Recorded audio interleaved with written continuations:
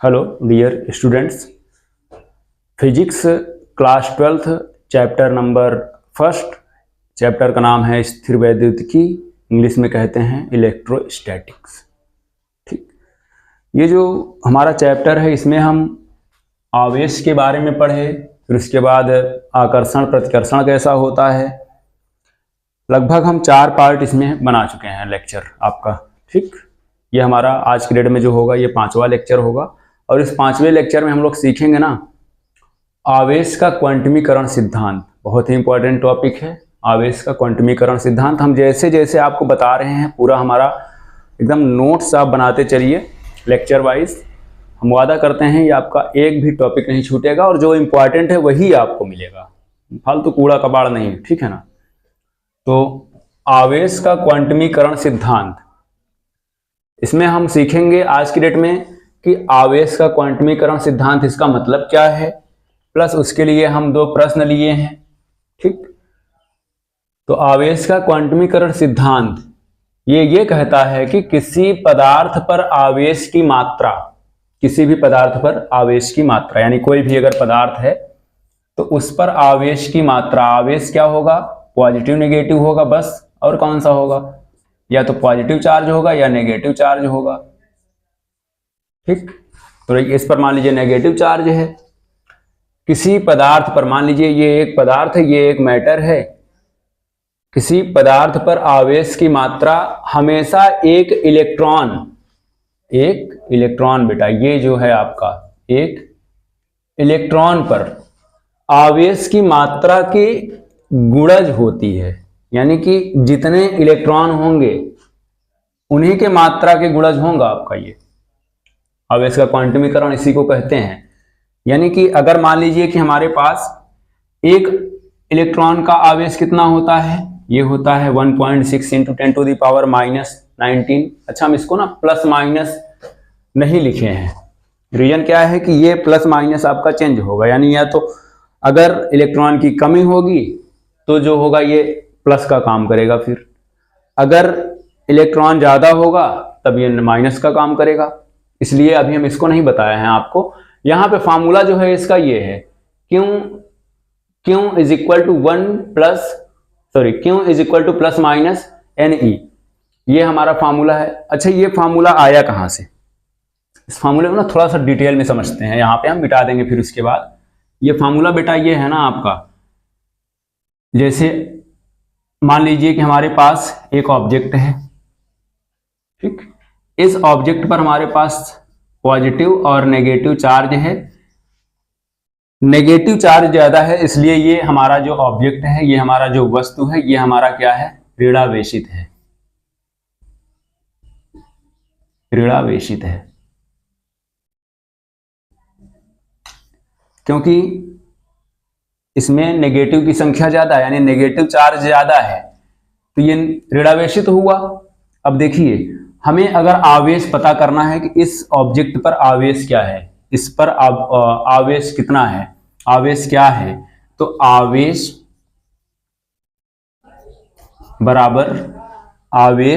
बराबर number of electron, यानी आवेश की संख्या, आवेश की संख्या गुणे एक आवेश, एक इलेक्ट्रॉन का आवेश। ओके डियर, आवेश बराबर आवेश की संख्या गुणे एक इलेक्ट्रॉन का आवेश। अब देखिए, आवेश को हम किससे डिनोट करेंगे, क्यू से, या फिर स्मॉल क्यू ले लेते हैं हम, क्यू से। आवेश की संख्या, ये जो n बराबर आपको दिख रहा है ना, ये आवेश की संख्या ही तो है, आवेश की संख्या n, ठीक, इनटू एक इलेक्ट्रॉन का आवेश, ये एक इलेक्ट्रॉन का आवेश। अब देखिए यहां पे प्लस जो है n जो है वो प्लस में रहेगा माइनस में रहेगा। आपका यहां पे नेगेटिव चार्ज कितना है, 1 2 3 4, 4 नेगेटिव है ना, 1 2 3 3 पॉजिटिव है, 4 नेगेटिव 3 पॉजिटिव, यानी एक नेगेटिव जो है वो एक्स्ट्रा है, एक नेगेटिव क्या है, ज्यादा है इसमें। अगर एक नेगेटिव ज्यादा है तो n इज इक्वल टू हमारे पास क्या होगा, -1, यानी n की जगह पे आप क्या लेंगे, -1। यहां पे देखिए हम प्लस माइनस दोनों लिखे हैं।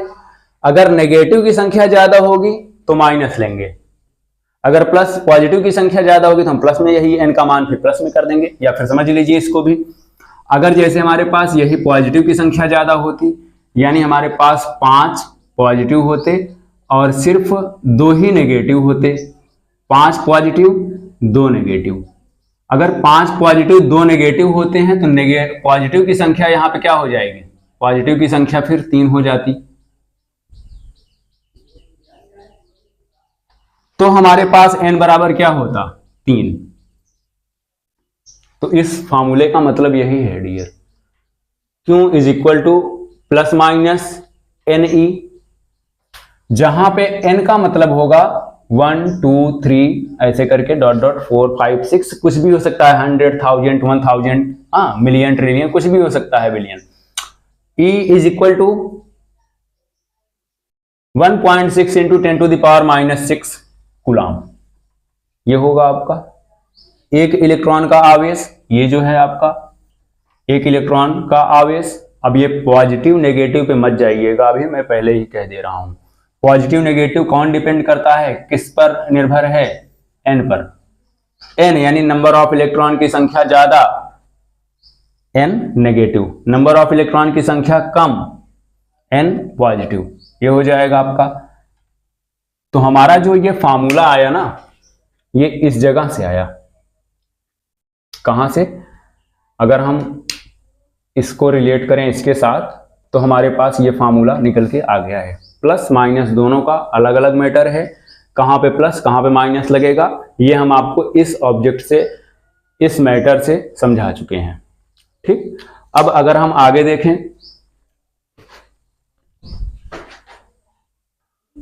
ठीक है ना, तो ये आपको समझ में आ गया होगा, हम ये उम्मीद करते हैं। नहीं समझ में आया फिर से बैक में जाकर के देख लीजिए,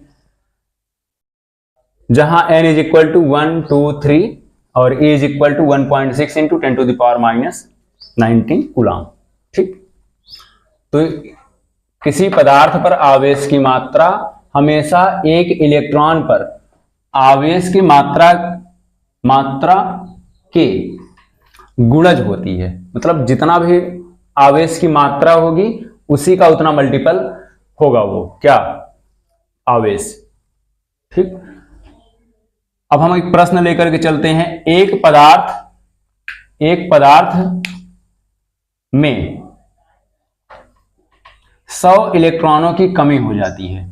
कोई एक पदार्थ है, हमने बताया ना, ये जैसे मान लीजिए एक पदार्थ है, इस पदार्थ में 100 इलेक्ट्रॉन की कमी हो गई। 100 इलेक्ट्रॉन की कमी का मतलब नेगेटिव चार्ज आपका घट गया। ठीक ना, एक पदार्थ में 100 इलेक्ट्रॉनों की कमी हो जाती है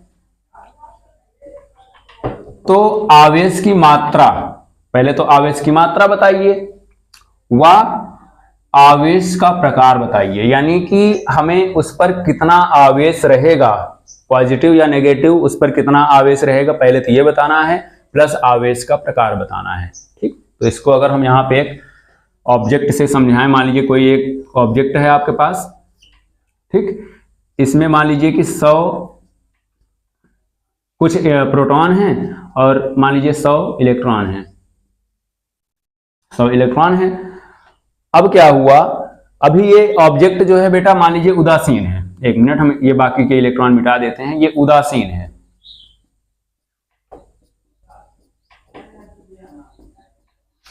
ये एक ऑब्जेक्ट है, अभी ये क्या है, उदासीन है, ना तो पॉजिटिव चार्ज है ना ही नेगेटिव चार्ज है इस पर। अब हमने क्या किया कि इस पर जो हमारे पास नेगेटिव और पॉजिटिव था, बोला है कि एक पदार्थ में 100 इलेक्ट्रॉन की कमी हो जाती है, यानी 100 इलेक्ट्रॉन की कमी का मतलब नेगेटिव चार्ज कुछ घट गए, नेगेटिव चार्ज चले गए।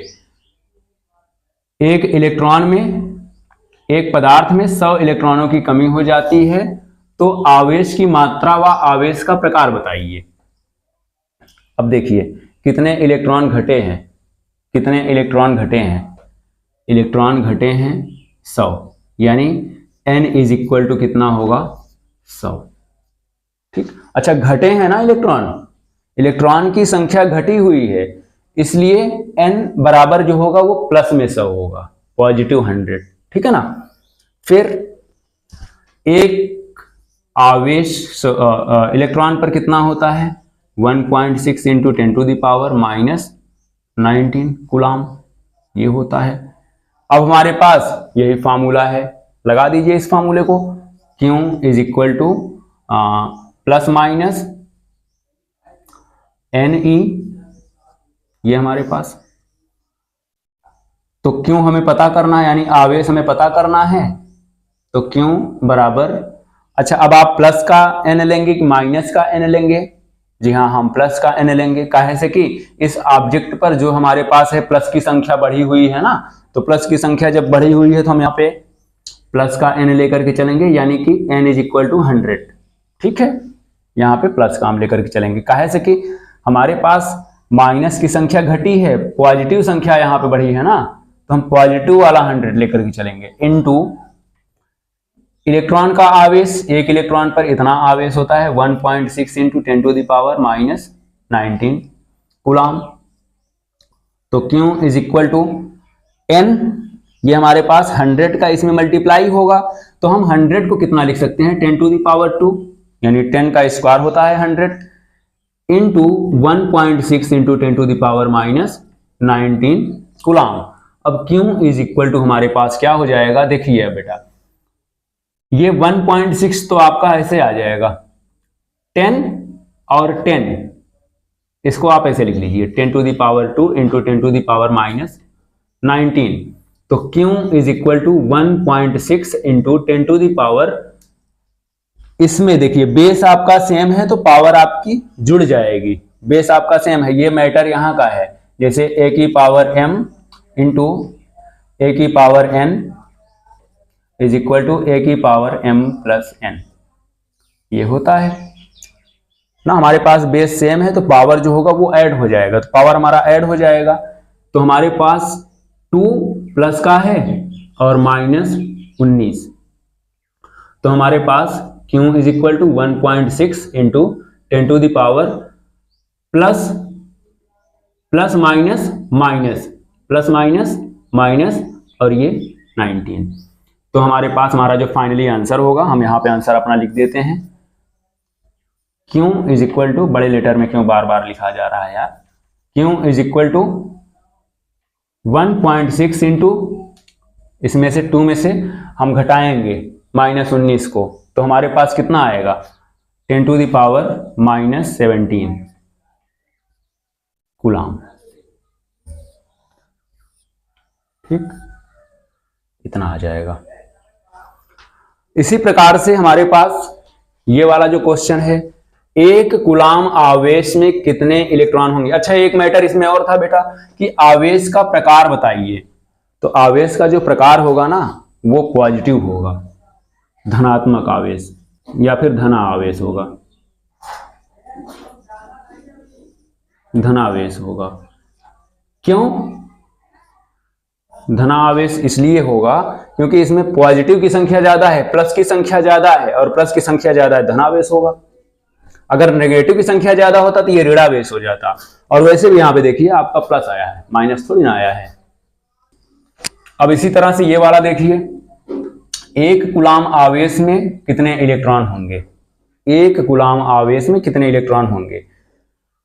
अब इसको करने के लिए भी इसी फार्मूले का यूज करना है आपको। एक कूलाम आवेश में कितने इलेक्ट्रॉन होंगे, तो एक कूलाम आवेश बोला है, यानी Q इज इक्वल टू आपका होगा क्या, एक coulomb. Q is equal to एक कूलाम। एक कूलाम आवेश में कितने इलेक्ट्रॉन होंगे, अगर हम यहाँ पे E का वैल्यू देखें तो 1.6 into 10 to the power minus 19 coulomb होता है। ठीक, Q is equal to 1.6 into 10 to the power minus 19 coulomb होता है। तो अब अगर हम यहां से देखें तो हमें नंबर ऑफ इलेक्ट्रॉन फाइंड करने हैं, यानी कितने इलेक्ट्रॉन होंगे। इसमें हमारे पास इलेक्ट्रॉनों की संख्या दी हुई थी, यानी 100 इलेक्ट्रॉन थे। अब की बार हमें इसमें n बराबर निकालना, यानी कितने इलेक्ट्रॉन होंगे किस पर, किसी ऑब्जेक्ट पर जिस पर मतलब 1 कूलम आवेश होगा, ठीक है ना।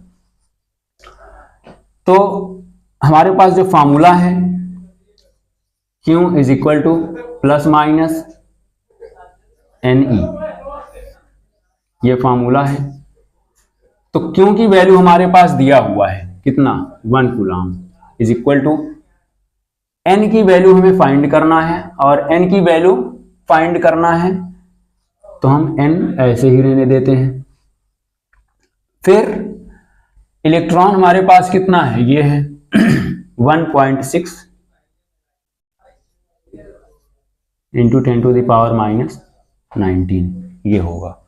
फिर आगे क्या करना है आपको, कूलम n के इक्वल कर लीजिए, हमें n बराबर फाइंड करना है तो इसको हम नीचे लाएंगे तो डिवाइड हो जाएगा, यानी n is equal to 1 coulomb divide by 1.6 into 10 to the power minus 19 coulomb.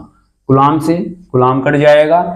अब अगर यहां पर देखें तो n इज इक्वल टू हमारे पास ये जो है ना बेटा 10 टू द पावर माइनस 19, ये नीचे है, ऊपर जाएगा। अगर हम नीचे से ऊपर ले जाते हैं, देखो मैटर ये है ना कि 10 की पावर माइनस 2 बटे में 10 की पावर 3, अगर इस तरह से लिखा है ना तो हम इसे बटे में जब हम ऊपर नीचे करते हैं, यहाँ पे अगर हम इसे लिखना चाहेंगे ना तो इस तरह से लिख सकते हैं। इसको हम नीचे करेंगे तो 10 टू द पावर 2 हो जाएगा, इसको हम ऊपर लिखेंगे 10 टू द पावर माइनस 3 हो जाएगा, ठीक। इसकी क्लास अगर हम लेना होगा तो हम अलग से एक लेक्चर लेंगे और इसमें हम इसका न्यूमेरिकल समझा देंगे। अभी जो समझा रहे हैं इस पर ध्यान दीजिए। अभी बस इतना सोचिए कि 10 टू द पावर माइनस 19 है, ऊपर जाएगा 10 टू द पावर प्लस 19 हो जाएगा, यानी कि 1 into 10 to the power plus 19 upon में 1.6, ठीक। अब आगे देखिए, अगर हम यहां से पॉइंट हटाते हैं, ये पॉइंट हटाते हैं तो ऊपर आकर एक जीरो ऐड हो जाएगा यहाँ पे, ठीक। तो हमारे पास 10 इंटू 10 टू द पावर, एक minute, n is equal to 10 into 10 to the power 19 upon में 16। अगर हम यहाँ पे क्या काम करें ना, यहाँ पर देखें तो 10 की पावर 19, यानी कि एक उसके आगे 19 बार जीरो है, एक लिखा है हमने, उसके आगे 19 बार जीरो लिखा है। 19 बार जीरो लिखने का मतलब 0 0 0 लिखा है, हम उसमें से एक जीरो ला करके इसमें ऐड कर देते हैं, ठीक है ना। तो n इज इक्वल टू 19 बार इसके पास जीरो है, हम इसको इस तरह से एक जीरो इसमें से लेकर के, एक जीरो तो इसके पास था, एक जीरो इसमें से लेकर के हमने ऐड कर दिया, इनटू अब एक जीरो इसमें से इसमें आ गया तो 10 टू द पावर 18 हो गया, ये 10 टू द पावर 18 हो गया। ये हमारे पास 100 इंटू 10 टू द पावर 18 हो जाएगा, अपॉन में क्या आ जाएगा 16, ठीक है ना। तो n इज इक्वल टू, अगर हम 100 में 16 से डिवाइड करेंगे, 16 से 100 में डिवाइड करेंगे तो हमारे पास मान लीजिए कि 16 पंजे 80, 16 छक्का 96, ये हमारे पास आया, 4 आएगा रिमाइंडर, फिर 0.0, 16 दूना 32 हो जाएगा, फिर माइनस करने पर 8 आएगा, दशमलव बचा है, यहाँ पे दशमलव लगा है तो 0 आ जाएगा, 16 पंजे 80, यानी कितना आएगा 6.25 into 10 to the power 18 electron होंगे। समझ में आया ना। n बराबर 6.25 गुणे 10 की पावर 18 इलेक्ट्रॉन होंगे, कहां पे, एक कूलम आवेश में, यानी कि एक कूलम आवेश इज इक्वल टू, एक कूलम आवेश is equal to 6.25 into 10 to the power minus 18 electron होते हैं, ठीक है ना। और ये आपका आंसर है, और इसमें ये आपका आंसर है। तो डियर स्टूडेंट्स, ये आपको हमें उम्मीद है कि समझ में आया होगा। 1 2 3 4 बार 5 बार इसको बार बार देखिए बेटा, क्लास 11 12 का लेवल है ये, इसमें अगर आपने अच्छे से पढ़ लिया तो आगे की क्लासेस में आपको बिल्कुल कोई भी प्रॉब्लम नहीं होगा। और हमारे साथ जुड़े रहिए नेक्स्ट लेक्चर के लिए। Okay, thank you very much.